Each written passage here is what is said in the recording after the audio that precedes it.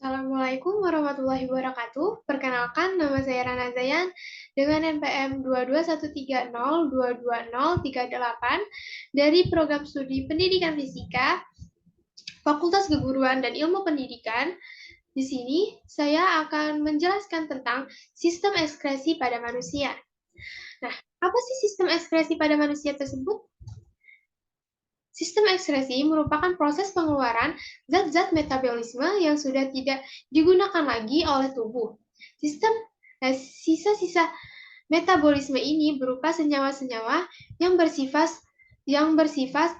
toksik atau racun, sehingga jika tidak dikeluarkan dapat terganggu fungsi organ-organ di dalam tubuh. Organ-organ yang berperan dalam sistem ekskresi pada manusia itu meliputi kulit, ginjal, paru-paru, dan juga hati.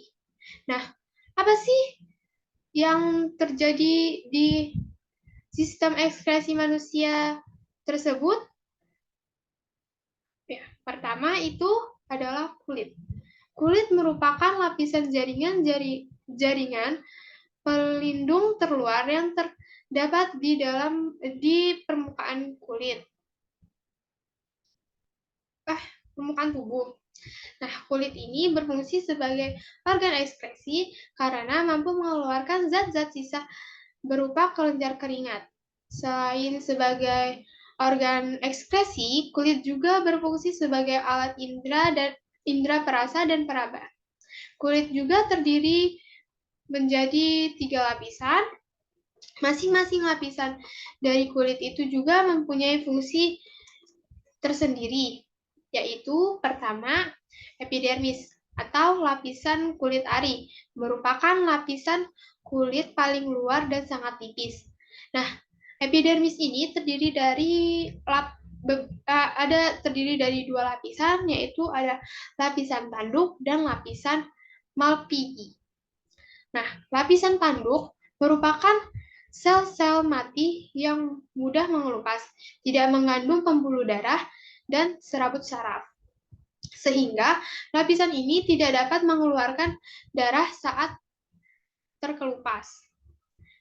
Lapisan selanjutnya ada lapisan malpighi, merupakan lapisan yang terdapat di bawah lapisan tanduk, yang tersusun dari sel-sel hidup dan memiliki kemampuan untuk membelah diri, dan lapisan malpighi juga terdapat pigmen yang dapat menentukan warna kulit dan melindungi sel-sel dari kerusakan akibat sinar matahari.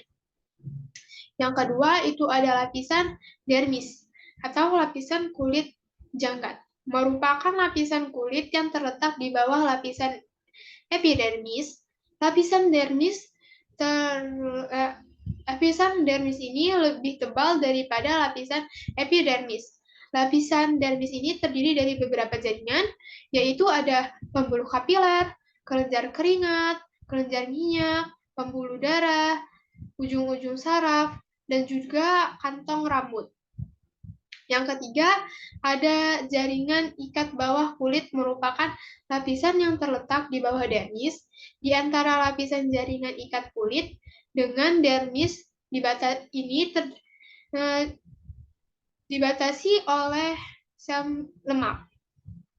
Nah, lemak ini berfungsi untuk melindungi tubuh dari benturan sebagai sumber energi dan penahan suhu tubuh.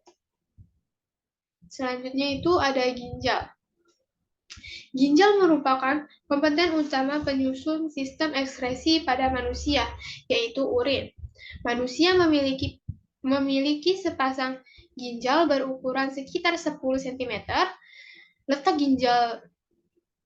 ginjal ini terdiri di rongga perut sebelah kiri dan kanan. Ruas-ruas tulang pinggang. Ginjal ini berfungsi untuk menyaring zat-zat sisa metabolisme dari dalam darah, mempertahankan keseimbangan cairan tubuh, mengekskresikan gula darah yang melebihi kadar normal, dan mengatur keseimbangan kadar asam, basah, dan garam di dalam tubuh.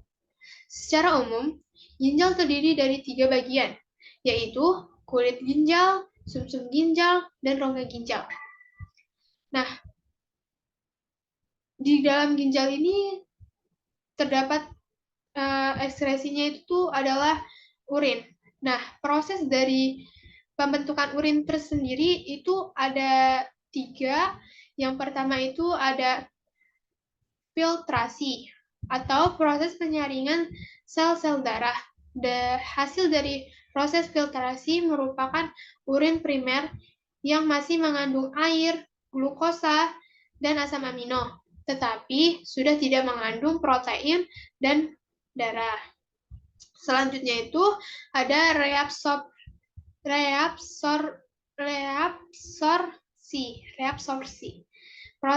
Proses ini adalah proses penyerapan kembali zat-zat yang masih dibutuhkan oleh tubuh. Hasil dari proses reabsorpsi adalah urin sekunder. Selanjutnya atau yang terakhir itu ada augmentasi. Augmentasi ini adalah proses pengumpulan cairan dari proses sebelumnya. Hasil proses augmentasi ini adalah urin sesungguhnya. Selanjutnya itu ada paru-paru. Paru-paru manusia memiliki paru-paru sepasang yang terletak di dalam rongga dada yang dilindungi oleh tulang rusuk. Paru-paru memiliki fungsi utama sebagai organ pernapasan. Paru-paru juga merupakan organ ekskresi yang berfungsi mengeluarkan gas-gas sisa proses pernapasan, yaitu gas CO2 atau karbon dioksida dan H2O atau uap air. Paru-paru selain berfungsi sebagai organ ekskresi juga berfungsi sebagai organ yang menjaga suhu dan tingkat kelembaban di dalam tubuh agar di dalam tubuh itu tetap normal. Yang keempat atau yang terakhir dari sistem ekskresi pada manusia itu adalah hati. Hati terdapat di dalam rongga perut sebelah kanan di bawah diafragma yang dilindungi oleh selaput tipis bernama kapsula hepatis. Nah, hati ini juga berfungsi untuk mengekskresikan getah empedu, zat sisa dari perombakan sel darah merah yang telah rusak dan dihancurkan di dalam limpa. Selain berfungsi sebagai organ ekskresi, hati juga berperan sebagai penawaran racun,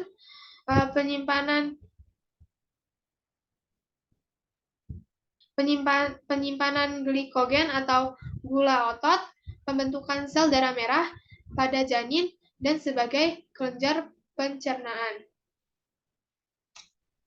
Nah, dari sistem ekskresi yang telah saya jelaskan, dapat disimpulkan organ-organ yang tergabung dalam sistem ekskresi terdiri dari kulit, ginjal, paru-paru, dan juga hati.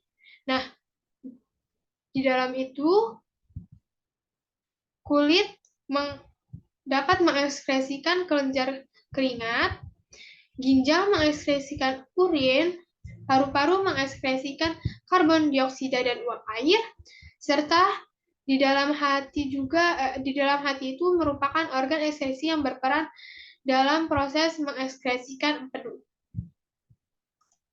Sekian presentasi dari saya. Maaf bila ada kesalahan dan atau kekurangan. Saya akhiri. Wassalamualaikum warahmatullahi wabarakatuh.